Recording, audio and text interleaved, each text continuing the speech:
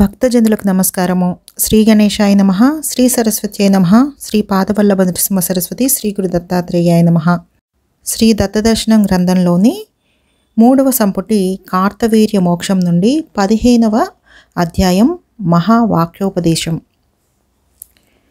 అప్పుడు స్వామి గంభీర స్వరంతో ఇలా పలకసాగాడు. కార్తవీర్య, ఈ సప్తోదాహరణిని విని మననం చేసినట్లయితే పరమ మూఢుడికైనా అవిద్య నశించిపోతుంది. అలాంటప్పుడు నీలాంటి విద్వాంసుడికి సందేహం తొలగటంలో ఆశ్చర్యమేముంది?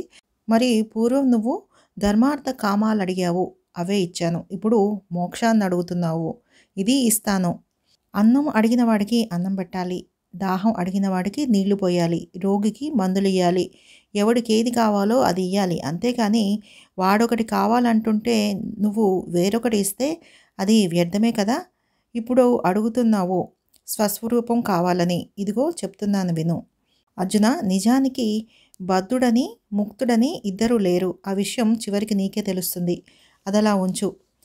కనిపించే ప్రపంచమంతా అశాశ్వతమని అసత్యమని మన అనుభవంలోనే మనకి గోచరిస్తూ ఉంటుంది. కనిపిస్తున్నా కూడా ఇది స్వప్నంలాగా మిథ్యాభూతమేనని వేదానుగతమైన తర్కంతో మనం గ్రహించగలం. నువ్విది గ్రహించావు కనుకే భోగాభిలాష వదిలిపెట్టి శాశ్వత వస్తువేమిటో తెలుసుకోవాలని కోరుతున్నావు. అయితే ప్రవాహ రూపంగా కనిపిస్తున్న ఈ ప్రపంచం అంతా ఎక్కడి నుంచి పుట్టింది, ఎలా పుట్టింది? అవస్థాత్రయాన్ని విమర్శించి చూస్తే తర్కం చేత శృతి ప్రమాణం చేత కూడా మూలాభూతమై శాశ్వతమై సత్యమైన ఆత్మ పదార్థంలోంచే ఈ జగత్తంతా వచ్చిందని తెలుస్తోంది. అవును, ఉన్నది ఆత్మ పదార్థం ఒకటే. అదే అజ్ఞానావరణం వల్ల నానారూప జగత్తుగా కనిపిస్తోంది. మదాంధకారావరణం వల్ల తాడు పాములాగా కనిపించినట్లు ఆత్మ పదార్థమే జగత్తులాగా కనిపిస్తోంది. అలా భ్రాంతి వల్ల ఒక వస్తువు మరొక వస్తువులాగా కనిపిస్తున్నప్పుడు అసలు వస్తువు ఏదో తెలియాలంటే జాగ్రత్తగా వివేకపూర్వకంగా పరామర్శించి చూడాలి. అలా చేస్తే అది పాము కాదని తాడని తెలుస్తుంది. అలాగే ఇక్కడ కూడా శృతి సహాయంతోనూ శృతి సమ్మతమైన తర్కం సహాయంతోనూ పరిశీలించి చూస్తే ఉన్నది అద్వితీయమైన సచ్చిదానందాత్మకమైన ఆత్మ పదార్థం ఒక్కటేనని, తక్కిందంతా భ్రాంతి వల్ల కనిపించే ఆభాసం మాత్రమేనని తెలుస్తుంది. మరి శృతి తర్క సహాయంతో జగత్తత్వాన్ని పరిశీలించగలగాలంటే పరిశుద్ధమైన చిత్తం కావాలి. చిత్తశుద్ధి కావాలంటే నిత్యకర్మలు శ్రద్ధతో చేయాలి. అభిచారికాది నిషిద్ధ కర్మల జోలికి పోరాదు. చేసిన కర్మల ఫలాన్ని భక్తితో ఈశ్వరార్పణం చెయ్యాలి. ఈశ్వరుణ్ణి భజించాలి, సేవించాలి, ధ్యానించాలి. దేవుణ్ణిలాగా గురువుని ఆరాధించాలి. అలా చేస్తే క్రమంగా ఆ చిత్తం పరిశుద్ధమవుతుంది. చిత్తం పరిశుద్ధమైనప్పుడు అది ఈ జగత్తు అనిత్యమని అసత్యమని భ్రాంతి మాత్రమని సులభంగా గ్రహించగలుగుతుంది. దానివల్ల ఆ చిత్తానికి విరక్తి కలుగుతుంది. ఆ విరక్తికి గురువు అనుగ్రహం తోడై జగత్తత్వ విచారం సాగుతుంది. దానివల్ల జ్ఞానోదయమై ప్రపంచం అసత్యమని నిశ్చయమవుతుంది.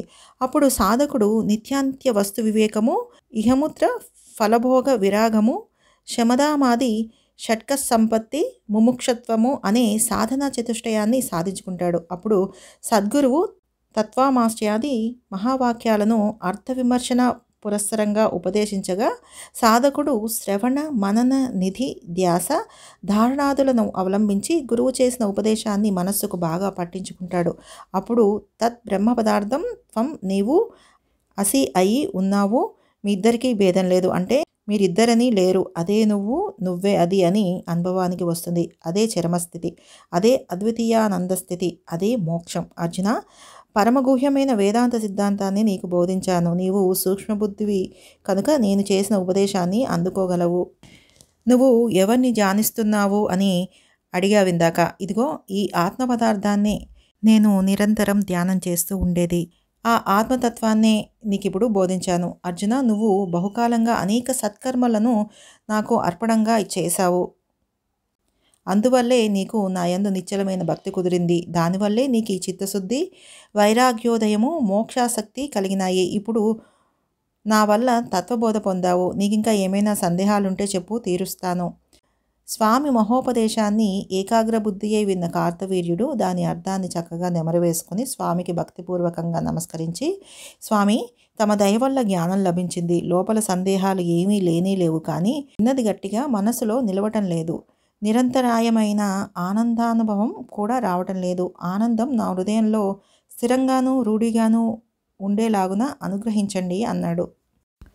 కార్తవీర్య మోక్షం నుండి 15వ అధ్యాయం సంపూర్ణం. సర్వం సద్గురు పాదారవింద అర్పణమస్తు. శుభం భవతు.